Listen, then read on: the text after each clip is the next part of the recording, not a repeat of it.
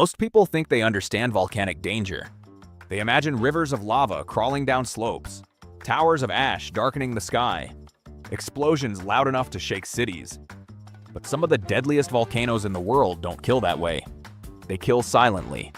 No eruption, no warning sirens, no fire in the sky, just one section of mountain giving way. And when that happens, entire valleys can vanish beneath walls of mud, shattered rock, boiling water, and glacial ice moving faster than cars on a highway. Today, we're talking about one of the most underestimated volcanoes in North America, Mount Baker, a snow-covered giant rising near the border of the United States and Canada. Beautiful, quiet, famous for skiing, hiking, and postcard views. But beneath that frozen surface, heat has been building for decades. Scientists say the real threat here may not be eruption at all. It may be collapse. And if that happens, towns in two countries could have only hours or less. More than 250,000 people live in the potential path. Many have no idea.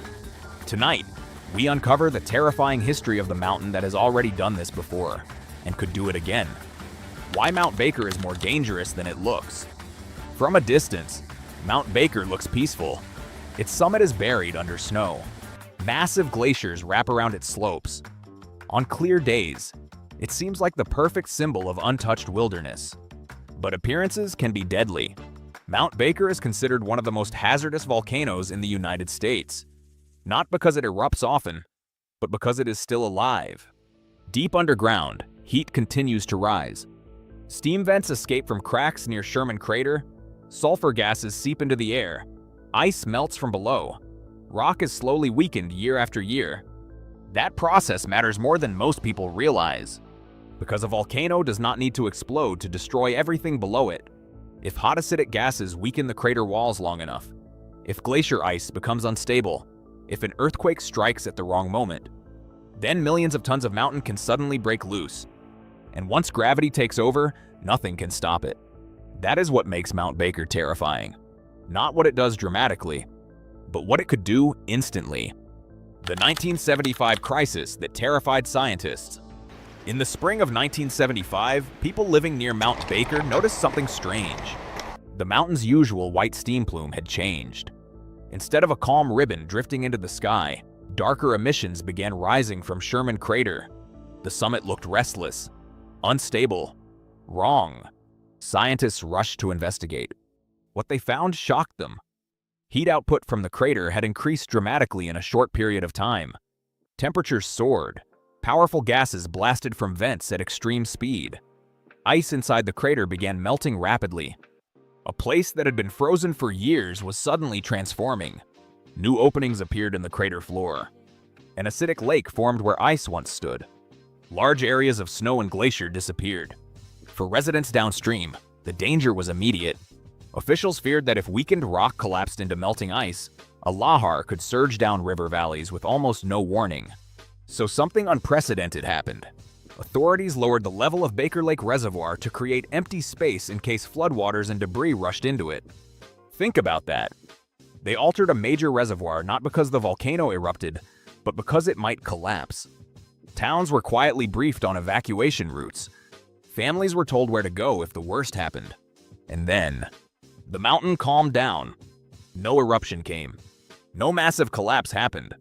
To many people, the danger seemed over. But scientists understood something important. A volcano that wakes once can wake again. And sometimes the first warning is only the beginning. The hidden magma scientists believe is still trapped below Mount Baker. When the crisis of 1975 faded, many assumed Mount Baker had returned to sleep. But some scientists were not convinced. Years later, researchers began studying the mountain with more advanced tools. They measured subtle changes in gravity around Sherman Crater, tiny differences so small ordinary people would never notice them. Yet those numbers told a disturbing story. Something dense had moved upward beneath the volcano during the 1975 unrest. The most likely explanation: magma, not enough to erupt through the surface, but enough to intrude upward, stall underground, and cool in place. In simple terms, molten rock may have risen inside the mountain, then stopped just short of breaking out. That matters for one reason. A failed eruption can still change everything. When magma pushes into rock, it fractures the mountain from within. It creates heat. It redirects underground fluids. It weakens already unstable zones. It can leave behind pressure pathways for future activity. And Mount Baker already has another dangerous ingredient above that hidden heat: ice. Massive glaciers still cling to its slopes. Snowpack builds season after season. If fresh heat rises again, melting can accelerate fast. Then there is the acid. For decades, sulfur-rich gases have been escaping near Sherman Crater. Those gases mix with water and slowly turn strong volcanic rock into soft clay-like material. So imagine the combination: hidden magma below, rotting crater walls above, heavy glacier ice on top, gravity pulling every second. That is not a dead mountain. That is a loaded trap. And traps do not need explosions to kill. The ancient collapse that buried the valley below. If Mount Baker had never done this before, the threat might sound theoretical. But the mountain already left behind proof. Thousands of years ago, a major section near Sherman Crater failed. Part of the volcano collapsed, mixing shattered rock, volcanic debris, meltwater, and glacier ice into a massive lahar. What began high on the mountain quickly became a moving wall of destruction. It thundered down the valleys below, growing larger as it tore through forests, riverbanks, and everything in its path. By the time it reached lower ground, the flow had traveled for miles. It did not stop near the summit. It did not remain a local disaster. It continued outward, spreading destruction far from where it began. Even today, geologists can still trace the deposit left behind by that ancient catastrophe. Thick layers of mud, boulders, and debris remain buried beneath parts of the region. Some modern communities now sit directly on top of material left by that old collapse. Think about that. Neighborhoods, roads, farms, and homes built over evidence of what the mountain once unleashed. Nature already wrote the warning into the land itself. Most people simply don't realize they are standing on it. This is why scientists study old deposits so carefully, because the past reveals the future. If a collapse happened once under similar conditions, it can happen again. And if it happens now, the damage would be far worse than it was centuries ago. Back then, there were forests and open land below. Today, there are highways, reservoirs, power systems, drinking water networks, farms, and entire towns. The mountain has not become less dangerous. Human civilization has simply moved closer to it. How a modern collapse could strike two countries in just hours. If a major section of Mount Baker failed today, the disaster would not stay on the mountain. It would race downhill. The first moments would be chaos. Rock and ice would break loose at high speed. Friction and heat would shred the mass into a violent mixture of mud, water, trees, and boulders. River channels would become highways of destruction. Everything downstream would suddenly be in danger. Small communities closest to the volcano could have almost no time at all. Roads might vanish beneath debris. Bridges could be torn away in minutes. Power lines and communication systems might fail exactly when people need them most. But the danger grows even larger farther downstream. As the Lahar moves through valleys, it can spread wider, carrying massive debris into populated areas. What begins as a mountain collapse can become a regional catastrophe. And Mount Baker presents a rare problem few volcanoes do. It threatens two nations. Flows moving through the watershed could impact communities in the United States, then continue north toward areas of Canada. That means emergency response would not just involve one county or one state. It could require cross-border coordination during a fast-moving disaster. Imagine trying to evacuate towns, close highways, protect reservoirs, warn farms, and manage border infrastructure, all while the hazard is already moving. Then consider timing. Some communities might have only a narrow warning window measured in hours.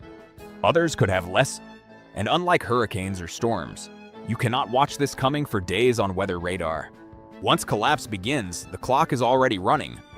That is why scientists worry so much about monitoring. Because when the first visible sign appears, it may already be too late. The weak monitoring system that has experts concerned. For a mountain capable of causing destruction across two countries, many people assume Mount Baker must be watched every second by a dense network of advanced instruments.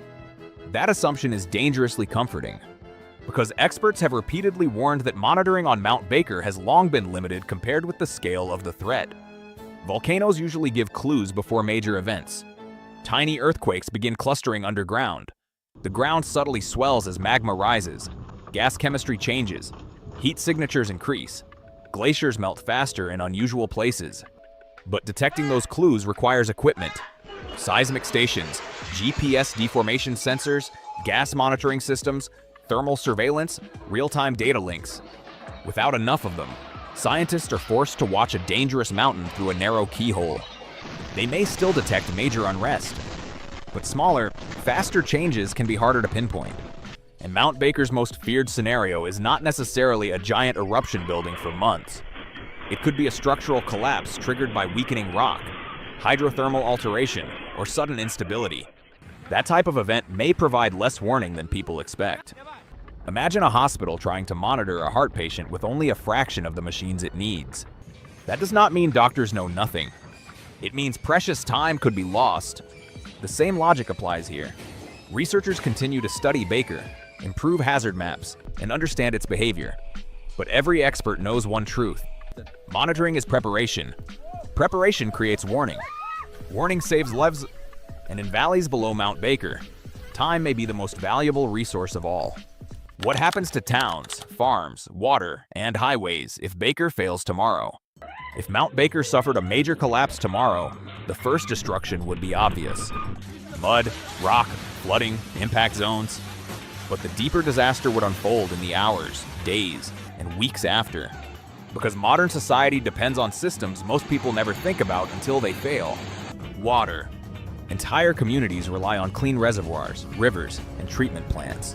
A lahar can fill waterways with sediment, debris, chemicals, and massive turbidity. Even if buildings survive, drinking water systems can become overwhelmed. That means boil notices, shortages, trucking and emergency supplies, and possible long-term cleanup. Transportation. Highways crossing river valleys could be buried or washed out. Bridges may collapse. Rail lines carrying freight and fuel could be severed. For border regions between the United States and Canada, disruptions could ripple far beyond the local area. Supply chains do not need total destruction to break. They only need one critical corridor to fail. Agriculture. Farmland below the mountain supports dairy operations, crops, and rural communities. A thick layer of mud can smother fields, destroy barns, kill livestock, contaminate feed, and cripple harvest seasons. Some farms might not recover for years. Others may never reopen. Homes and communities. Even places outside the direct flow path could face evacuations, isolation, power outages, insurance battles, and economic collapse. Tourism would drop. Businesses would close. Families could be displaced long after the headlines fade. The hidden truth. Natural disasters are often measured by the first impact. But many communities are broken by what comes after. Not the wave itself, but the months of lost income, damaged infrastructure, contaminated land, and uncertainty. That is why Mount Baker is not just a mountain risk. It is a regional systems risk. And if failure begins tomorrow, recovery could take years. The chilling reason experts believe it will happen again someday. The most unsettling thing about Mount Baker is not that it might fail. It is that experts believe, in one form or another, it almost certainly will again someday. Not because of fear, because of geology. Volcanoes are not statues frozen in time. They are constantly changing systems built by pressure, heat, water, fractures, and gravity. Even when they look motionless, they are evolving inside. Mount Baker continues to vent gas. It continues to generate heat. Ice still loads its upper slopes. Water still seeps through cracks. Acidic fluids still weaken rock near the crater. Gravity never stops pulling. That means the conditions that created past collapses are not gone. They are ongoing. No scientist can tell you the exact day. It could be years from now. It could be decades. It could be centuries. But hazard science does not work by predicting exact dates. It works by recognizing repeating processes, and the process here is clear. Weakening rock plus steep terrain plus ice plus water plus volcanic heat equals future instability. That does not guarantee a civilization-ending catastrophe. It does mean another collapse, debris flow, hydrothermal crisis, or eruptive event should be considered realistic over long timescales. This is where the public often misunderstands volcano risk. People ask, has it erupted lately? Is smoke coming out today? Wouldn't we know if it was dangerous? But dangerous mountains do not operate on human attention spans. They wait quietly, for years, for generations. Then one day, history returns. And when it does, people call it sudden. The 3 terrifying questions everyone living below Baker should ask tonight. After everything scientists know about Mount Baker, 3 uncomfortable questions remain. Questions that matter not only for geologists, but for everyone living downstream. Question 1, what are we waiting to see? Many people assume danger only begins when lava appears or ash explodes into the sky. But Mount Baker's feared scenario is not necessarily a dramatic eruption. It could be collapse. A section of weakened crater wall breaks loose. Ice and water are mobilized. River valleys become channels of destruction. If that is the hazard, then waiting for a classic eruption may be waiting for the wrong sign. By the time people see obvious danger, the event may already be underway. Question 2, how fast could life change? People build routines around normal days. School routes, farm schedules, commutes, deliveries, quiet neighborhoods. But natural disasters often destroy normalcy in minutes. One slope failure high above could cut roads, isolate towns, contaminate water, and trigger evacuations before sunset. The question is not only how dangerous Baker is, it is how quickly ordinary life could be interrupted. Question 3, who is truly ready? Emergency managers plan, scientists study, communities run drills. But readiness is personal too. Do families know evacuation routes? Do businesses have backup plans? Would residents trust an alert immediately or waste time debating online if it is real? Preparedness fails when people assume someone else handled it. The hard truth: most disasters become tragedies where awareness is low, warning is delayed, or action is slow. Mount Baker may stay quiet for many years. But if risk is real, then silence should be used to prepare, not to forget. The mountain is silent tonight, but not safe. Tonight, Mount Baker stands exactly as it has for generations. Snow-covered, beautiful, calm against the night sky. From a distance, it looks harmless. Tourists will still photograph it. Drivers will pass beneath it. Families will sleep in towns downstream without giving it a second thought. And that is how dangerous mountains often appear right before history reminds people what they are. Because silence is not safety. Beneath the glaciers, heat still exists. Inside fractured rock, weakness still grows. In steep valleys below, rivers still mark the routes destruction would follow. The same forces that shaped past collapses have not disappeared. They are simply waiting for the next trigger. Maybe that trigger comes decades from now. Maybe centuries. Maybe sooner than anyone expects. No one knows. But one truth remains: nature does not need human attention to keep moving. It does not care if people are busy, distracted, skeptical, or unprepared. When the moment comes, it moves anyway. So the real question is not whether Mount Baker looks peaceful tonight. The real question is whether the people below it understand what peace can hide. If you enjoyed this video, subscribe for more stories about the world's most dangerous places, hidden threats, and disasters history keeps trying to warn us about. Because sometimes the scariest events are not the ones happening now. They are the ones quietly building in the dark.